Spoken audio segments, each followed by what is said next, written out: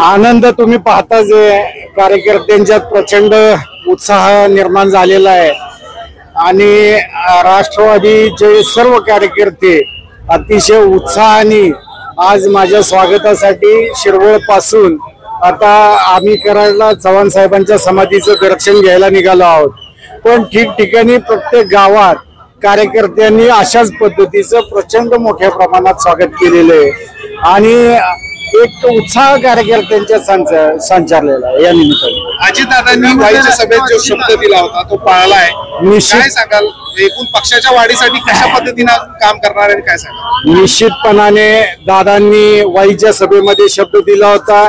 जिल्ह्यातील सर्व कार्यकर्त्यांची इच्छा होती की सातारा जिल्हा हा पूर्वीपासून राष्ट्रवादीचा बालेकिल्ला राहिलेला आहे आणि त्यामुळे सातारची जागा लोकसभेची ही राष्ट्रवादीला मिळावी अशी सर्व कार्यकर्त्यांची भावना होती। परंतु वरच्या काही तडजोडीमध्ये सातारची जागा भाजपला देण्यात आली आणि त्या बदल्यामध्ये मग राज्यसभेचा शब्द सातारा जिल्ह्यासाठी देण्यात आला।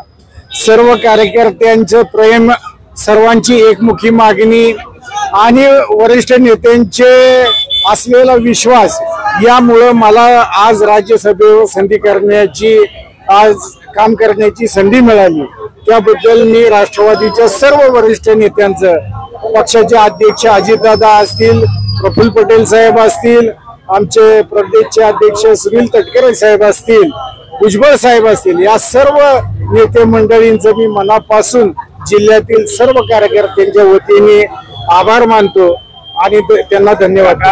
गेल्या दोन दिवसापूर्वी मदनदादांची जयंत पाटलांनी भेट घेतली।